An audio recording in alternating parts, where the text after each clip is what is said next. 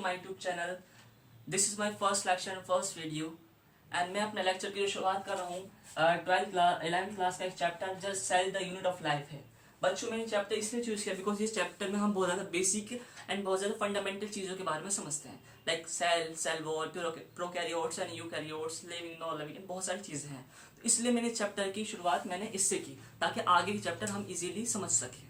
ठीक है, तो बच्चों किसी भी चैप्टर को स्टार्ट करने से पहले उस चैप्टर के नाम को अंडरस्टैंड करना बहुत ज़्यादा इंपॉर्टेंट होता है।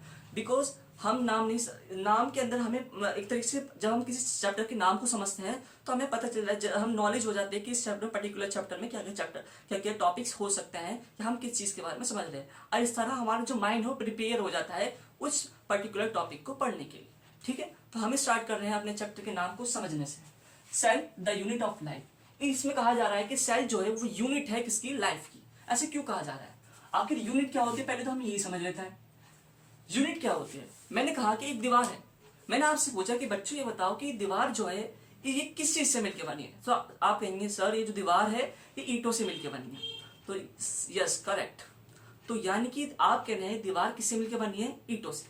तो इसी को कहा, तो मैं कहूं कि दीवार की इकाई, दीवार की जो यूनिट है वो क्या है, वो एक ईंट है। यानी कि एक ईंट आप अपने आप को रिपीट कर करके एक पूरी की पूरी दीवार बना रही है। इसी तरह जितने भी लिविंग ऑर्गेनिज्म होते हैं, लिविंग ऑर्गेनिज्म यानी कि ऐसे ऑर्गेनिज्म या ऐसे जीव जिनके अंदर जिंदगी है, जान है, उन्हें लिविंग ऑर्गेनिज्म कहा जाता है। तो जितने भी लिविंग ऑर्गेनिज्म है, चाहे वो एक कोशिकीय हो चाहे वो बहुकोशिकीय हो, यानी कि चाहे वो यूनिसेल्युलर हो चाहे वो मल्टी सेल्युलर हो, उन सबका जो बॉडी किससे मिलकर बनी है, सेल से बनी है। यानी कि सेल क्या है, यूनिट है। अब लाइफ की यूनिट क्यों कहा गया, cell the unit of life. Life क्यों कहा गया, बिकॉज देखा जाए तो जो स्पर्म होता है एंड जो ओवम होता है, स्पर्म किस में होता है, मेल में होता है, एंड ओवम फीमेल में होता है। एंड स्पर्म एंड ओवम मिलकर जो बनाता है वो क्या होता है, जाइगोट होता है। जाइगोट होता है, और जाइगोट कितना होता है, यूनिसेल्युलर होता है। यानी कि जाइगोट यूनिसेल्युलर है। अब देखा जाए तो हमारी शुरुआत एक जाइगोट से तो होती है, एक जाइगोट आगे चल के पूरा एक ऑर्गेनिज्म बनाता है। यानी कि हमारी या आपकी या मेरी भी जो शुरुआत है वो किससे है, एक सेल से है। यानी कि हमारी सेल क्या है, द यूनिट है लाइफ की। हम जानदार है ना, हम लिविंग है ना, तो हमारी शुरुआत किससे हुई, एक सेल से हुई। तो सेल क्या हुई, द यूनिट ऑफ लाइफ। ठीक है, चैप्टर का नाम समझ लिया। अब थोड़ा सब्जेक्ट जो हम पढ़ रहे हैं, भाई बायोलॉजी पढ़ रहे हैं, बायोलॉजी के स्टूडेंट है, तो थोड़ा सा हमें बायो के बारे में ये मालूमात होनी चाहिए कि बायोलॉजी कहते किसे हैं। तो biology is the study of life and life processes. तो बायोलॉजी क्या है, स्टडी है लाइफ की एंड लाइफ प्रोसेसेस की। मतलब बायोलॉजी के अंडर में हम पढ़ते हैं किसके बारे में, लाइफ के बारे में, जिंदगी के बारे में, या कह लीजिए लिविंग्स के बारे में, जानदार चीजों के बारे में पढ़ते हैं। किसी बेजान चीजों के बारे में बायोलॉजी के अंदर नहीं पढ़ा जाता। ठीक है, ठीक है ना। इसके क्या कहते हैं इसमें, लाइफ प्रोसेसेस मीन्स हम पढ़ेंगे लिविंग के बारे में बायोलॉजी के अंदर, और लिविंग से रिलेटेड क्या, लिविंग से रिलेटेड जो कि फंक्शन लिविंग बॉडी के अंदर हो रहे हैं।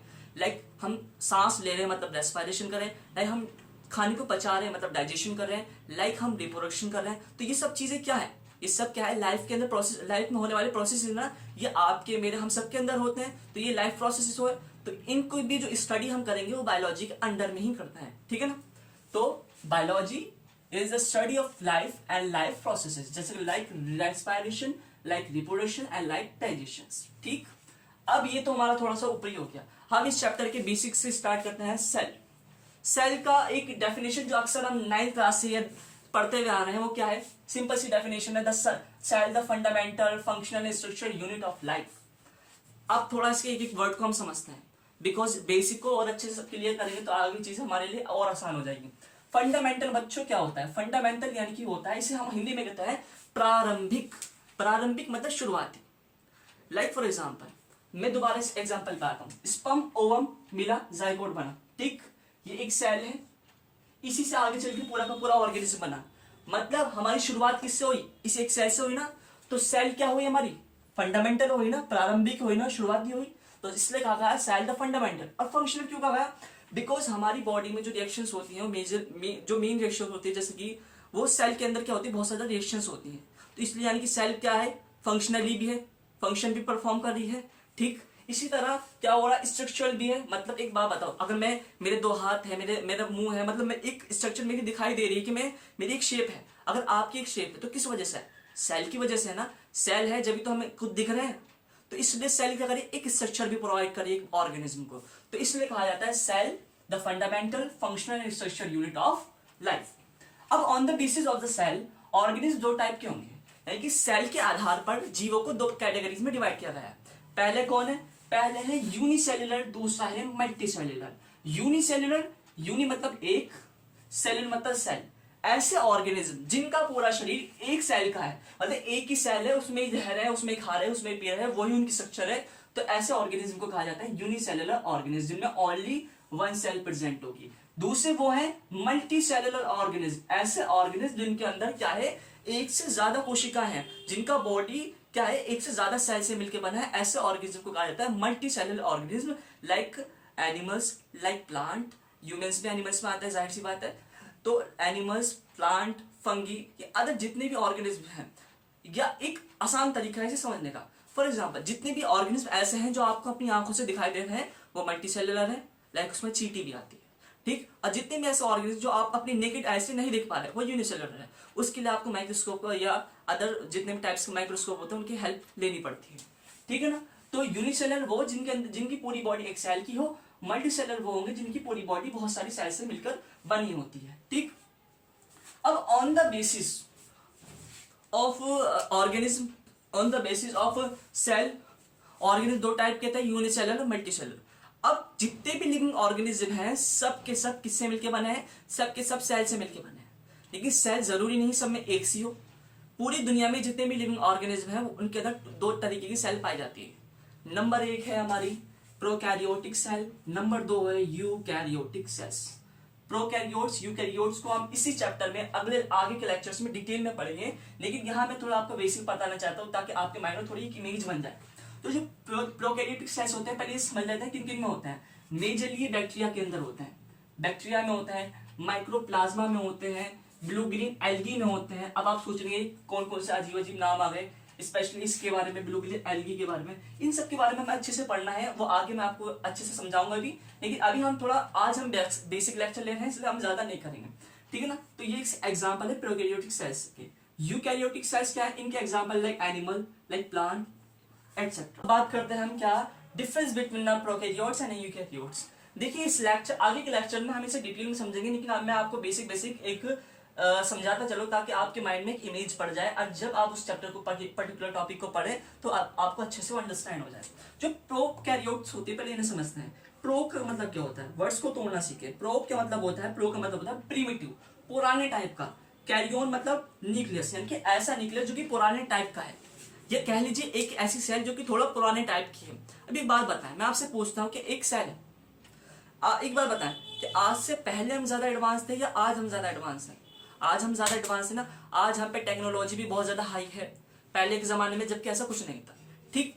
इसी तरह हमारी जो सबसे पहले जब धरती पे जीवन की शुरुआत हुई, लाइफ स्टार्ट हुई, तो सबसे पहला जो ऑर्गेनिज्म हमारे अकॉर्डिंग बायोलॉजी धरती पे आया था उसका नाम क्या था, उसका नाम बैक्टीरिया था, और वो एक प्रोकैरियोटिक सेल्स का था। यानी कि दुनिया में जो सबसे पहले सेल आई वो कौन सी थी, या जिसने सेल जिसे मॉलिक्यूल से मिलकर, बायोमॉलिक्यूल से मिलकर सेल बनती है, सेल ऑर्गेनल बनते हैं, सॉरी सेल ऑर्गेनल से पूरी सेल बनी है, तो वो जो सेल आई तो पहले प्रोकैरियोटिक सेल आई थी, फिर उसका एडवांसमेंट हुआ, थोड़ा और एडवांसमेंट हुआ, और जब जाके हमारी क्या हुई यूकैरियोटिक सेल्स या यूकैरियोटिक ऑर्गेनिज्म धरती पे जन्म लिया। तो सबसे पुरानी सेल कौन होगी, प्रोकैरियोटिक सेल है। पुरानी है इसलिए ज्यादा इसमें एडवांसमेंट नहीं है, ज्यादा इसमें खर्चीले नहीं है। मतलब क्या है, इसमें दो चीज है जो एब्सेंट होती है मेजर।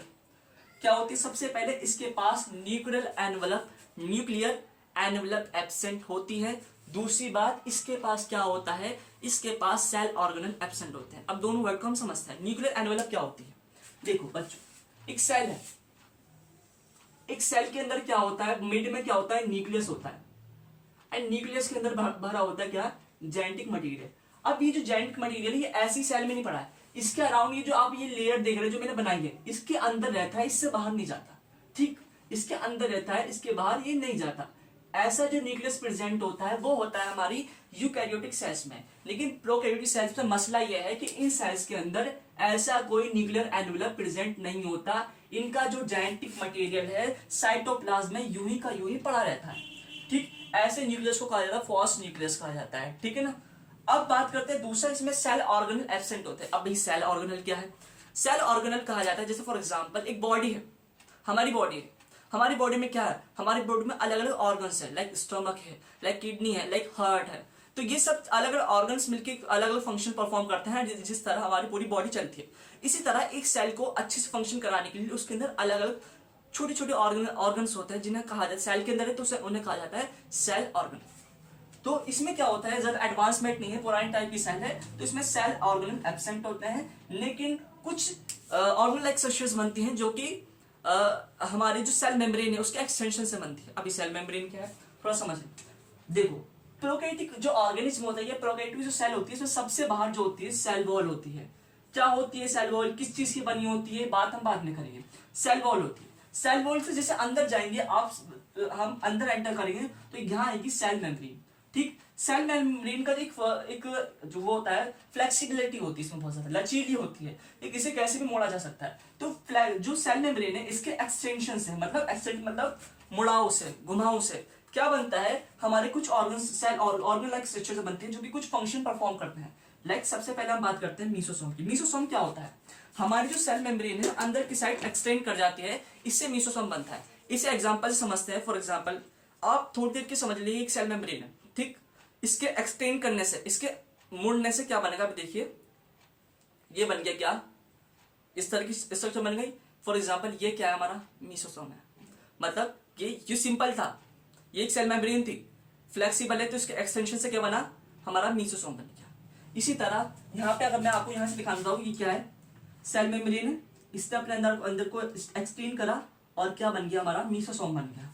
मीसोसोम का कार्य जो होता है, फंक्शन जो होता है प्रोकैरियोटिक ऑर्गेनिज्म के अंदर मेन जो होता है वो क्या होता है, रेस्पिरेशन में हेल्प करना होता है। किसको, बैक्टीरिया को या प्रोकैरियोटिक सेल्स को। ठीक, अब क्या होता है, दूसरा इसके अंदर ऑर्गन आता है जो ये भी हमारे किससे, सेल मेम्ब्रेन के एक्सटेंशन से बनता है, जिसका नाम है क्रोमेटोफोर। क्रोमेटोफोर पे कुछ पिगमेंट्स होता है। पिगमेंट क्या होता है बच्चों, पिगमेंट वो होता है जो कि कुछ कलर प्रोवाइड करते हैं, उन्हें पिगमेंट कहा जाता है, हिंदी में वर्णक कहते हैं सर। अभी जो पिगमेंट होता है इसकी वजह से ये उन बैक्टीरियाज या उन प्रोकैरियोटिक सेल्स में प्रेजेंट होता है जो कि फोटोसिंथेसिस करती है, मींस सनलाइट की प्रेजेंट में फूड का फॉर्मेशन करती है, उन्हीं सेल्स में होता है। ठीक, एक और इसके अदर हमारी क्या होते हैं, हमारी प्रोकैरियोटिक सेल्स के अंदर क्या होता है, राइबोसोम प्रेजेंट होते हैं। राइबोसोम क्या होता है, इनका मेजर काम होता है प्रोटीन सिंथेसिस करना, प्रोटीन का बनाना। आगे की फंक्शन इसके हम और डिटेल में पढ़ेंगे। ठीक, एक बात याद रखना, यही बता देता हूं मैं, 70S राइबोसोम प्रेजेंट होते हैं। अब 70S क्या होता है, जब हम राइबोसोम का पर्टिकुलर टॉपिक को पढ़ेंगे तब हमें समझ में आ जाएगा, ठीक है ना। तो देखिए अभी एक तरीके से रट लें कि 70S राइबोसोम प्रेजेंट होते हैं। ठीक, तो ये बात तो हो गई हमारी। इससे अलग भी हाँ कुछ वर्ड्स है, जैसे लाइक यहाँ पे आप ये स्ट्रक्चर देख रहे हैं, ये है फ्लैजिला।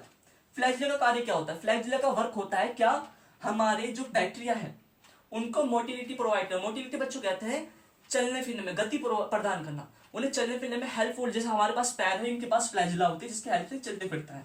इसके आधार कुछ सीलिया, कुछ छोटे छोटे हेयर लाइक स्ट्रक्चर होती हैं, या ब्रिस्टल लाइक स्ट्रक्चर, यानी कि जैसे कि आप जिससे ब्रश करते हैं, जो हमारा ब्रश होता है उसके जैसे बाल होते हैं, इस तरह की हेयर लाइक स्ट्रक्चर्स होती हैं, जिसे हम क्या कहते हैं, जिसे हम कहते हैं फिब्री। फिब्री क्या करती है, अटैच करने में हेल्प करती है।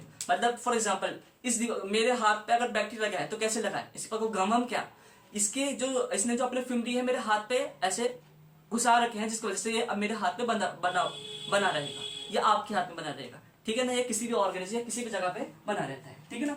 तो इसका काम है अटैच कराना किसी भी बैक्टीरिया को। फ्लैजिला का काम है क्या करना, मोटिलिटी प्रोवाइड करना। और आगे फंक्शन इसका हम डिटेल में पढ़ने वाले हैं इंशाल्लाह अगले टॉपिक्स में। ठीक, अब बात करते हैं हम यूकैरियोटिक सेल्स की। यूकैरियोटिक सेल्स, यू मतलब एडवांस किस्म की, न्यूक्लियस मतलब न्यूक्लियस ऐसा सेल जिनका जो न्यूक्लियस काफी एडवांस टाइप का है। सिंपल सी बात है कि जो यूकैरियोटिक सेल्स होती हैं इनके अराउंड क्या होती है, न्यूक्लियर एनवेलप प्रेजेंट होती है। ये ऐसे कहीं को निफिडे होते हैं, इनके बकायदा इनके पास अच्छा खासा क्या होता है, साइड और चारों तरफ क्या होती है, न्यूक्लियर एनवेलप प्रेजेंट होती है। अब इस तरह भी क्या है, इसके अंदर सेल ऑर्गेनेल भी प्रेजेंट होते हैं। फॉर एग्जाम्पल जैसे कि हमारा होता है एंडोप्लाज्मिक रेटिकुलम। कौन, एंडोप्लाज्मिक, ये आपको चारों, और ये जो स्ट्रक्चर दिख रही है क्या है, एंडोप्लाज्मिक रेटिकुलम है, जो कि अटैच होता है हमारे न्यूक्लियस से। ठीक, एंडोप्लाज्मिक रेटिकुलम। एंडोप्लाज्मिक रेटिकुलम दो टाइप के होते हैं, डिटेल में हम बाद में पढ़ेंगे। एंडोप्लाज्मिक रेटिकुलम दो टाइप के होते हैं, एक होता है स्मूथ एंडोप्लाज्मिक रेटिकुलम, एक होता है रफ एंडोप्लाज्मिक रेटिकुलम। स्मूथ ऐसे एंडोप्लाज्मिक रेटिकुलम जिसपे चिपके हुए होंगे क्या, राइबोसोम। देखो ये एंडोप्लाज्मिक रेटिकुलम है, ठीक, इसके अराउंड क्या चिपके हुए, हमारे छोटे छोटे राइबोसोम चिपके हुए हैं। तो ऐसे एंडोप्लाज्मिक, इनकी सतह कैसे हो गई, खुरदरी हो गई, तो इसलिए हम क्या कहेंगे, इन्हें हम कहेंगे रफ एंडोप्लाज्मिक रेटिकुलम, बिकॉज इनकी जो सरफेस है कैसी हो गई, रफ हो गई, चिकनी तो हो नहीं सकती। इनका क्या है, याल एंडोप्लाज्मिक रेटिकुलम के पास एब्सेंट है कौन, राइबोसोम, इसलिए इस एंडोप्लाज्मिक रेटिकुलम को कहा जाएगा स्मूथ, बिकॉज इनकी जो सरफेस है काफी स्मूथ है, तो स्मूथ एंडोप्लाज्मिक रेटिकुलम। इसके अराउंड हमारे पास क्या होता है, राइबोसोम होते हैं। जो यूकैरियोटिक सेल्स होते हैं इनमें 80S राइबोसोम होते हैं। कैसे होते हैं, 80S राइबोसोम होते हैं। और क्या होता है, मिड में क्या है, इसका जेनेटिक मटेरियल है, डीएनए, ठीक है ना। और इसमें क्या होता है, गोल्जी बॉडी होती है, क्लोरोप्लास्ट होता है। क्लोरोप्लास्ट फंक्शन क्या होता है, क्लोरोप्लास्ट का फंक्शन, मेन फंक्शन जो होता है क्या होता है, फोटोसिंथेसिस कराना। ये मेजरली हम प्लांट सेल के दिखा रखा है हम यहाँ पे, वैक्यूल नहीं है, तो हम जब डिटेल में सेल को पढ़ेंगे जब देख लेंगे, ठीक है ना। तो क्लोरोप्लास्ट यानी कि जो फोटोसिंथेसिस हेल्प करता है, सबसे अराउंड क्या है, सेल वॉल होगी। याद रखिएगा, जो यूकैरियोटिक सेल्स होती हैं ये भी मेन 2 टाइप्स की होती हैं। यूकैरियोटिक सेल्स कितने टाइप की होती है, 2 टाइप्स की, plant cell, animal cell. Plant cell, animal cell दोनों में डिफरेंस है। दोनों ही सेल कौन सी है, यूकैरियोटिक सेल ही है, लेकिन दोनों में डिफरेंस क्या है, जो प्लांट सेल होती है इसमें 2 चीज प्रेजेंट होती है, क्या, chloroplast, cell wall. Chloroplast, cell wall. Chloroplast जो कि फोटोसिंथेसिस में हेल्प करता है, सेल वॉल प्लांट में प्रेजेंट होती है। लेकिन अगर बात करें एनिमल सेल की, तो एनिमल सेल भी यूकैरियोटिक सेल है, लेकिन इसमें 2 चीजें एब्सेंट होती हैं, क्लोरोप्लास्ट एंड सेल वॉल। जो इसमें प्रेजेंट है वो इसमें एब्सेंट होती है, जिसकी वजह से प्लांट जो होते हैं अपना फूड का फॉर्मेशन खुद कर लेते हैं, जबकि हम उनके ऊपर डिपेंडेंट है, ठीक है ना। इसलिए प्रोड्यूसर है, हम क्या है, एक तरह से कहते हैं ना हिंदी में, उपभोक्ता है, कि हम उनसे फूड लेते हैं, खुद नहीं बना सकते, ठीक। ये डिफरेंस है मेजर। अब इस सेल के, प्लांट सेल, एनिमल सेल, हम डिटेल में बात करने वाले हैं, लेकिन यहाँ मैं एक छोटी सी कंफ्यूजन क्लियर करना चाहूंगा कि क्रोमोसोम क्या होता है, डीएनए क्या होता है। हमारा जो न्यूक्लियर होता है, न्यूक्लियस के अंदर क्या होता है, हमारा जेनेटिक मटेरियल होता है। जेनेटिक मटेरियल क्या होता है बच्चों, जेनेटिक मटेरियल वैसे हम 12th क्लास में से डिटेल में पढ़ने वाले हैं, लेकिन जो जेनेटिक मटेरियल होता है वो अगर मैं आपको ऊपरी बताऊं तो जो पेरेंट्स के कैरेक्टर को बच्चों तक लेके जाएगा उसे क्या कहते हैं, उसे हम कहते हैं जेनेटिक मटेरियल कहते हैं, या आनुवंशिक पदार्थ कहते हैं। फॉर एग्जांपल, आप में से आप अगर अपने आप को देखें तो आपके कुछ कैरेक्टर या आपके फेस कट या आपकी कुछ आदतें आपके पेरेंट्स से मैच खाती है। रीजन क्या है, ऐसे उनसे आदतें आप में कैसे ट्रांसफर हुई, उनका जो डीएनए होता है वो आपके अंदर आया, देन उनके पास जो कैरेक्टर थे वो कैरेक्टर आपके अंदर आए। अब वो कैसे आए, वो डीएनए के जरिए आए, मतलब समझते हैं। स्पर्म है, स्पर्म के अंदर फादर का डीएनए, ओवम है, ओवम के अंदर मदर का डीएनए, ठीक है ना। दोनों का डीएनए आपस में मिला और आपका डीएनए बना। मींस आपका आधा डीएनए आपके पापा से आया है, आधा डीएनए मदर से आया है। इस वजह से कुछ कैरेक्टर आपके फादर वाले हैं, कुछ कैरेक्टर मदर वाले हैं, और कुछ कैरेक्टर आप में यूनिक है। यूनिक क्यों है, फॉर एग्जाम्पल मैंने रसगुल्ले को और बर्फी को साथ मिला दो, तो कुछ टेस्ट आपका जब आप खाएंगे तो रसगुल्ले वाला आएगा, कुछ बर्फी वाला आएगा, लेकिन दोनों के मिलने से कुछ जो टेस्ट होगा वो यूनिक भी आएगा।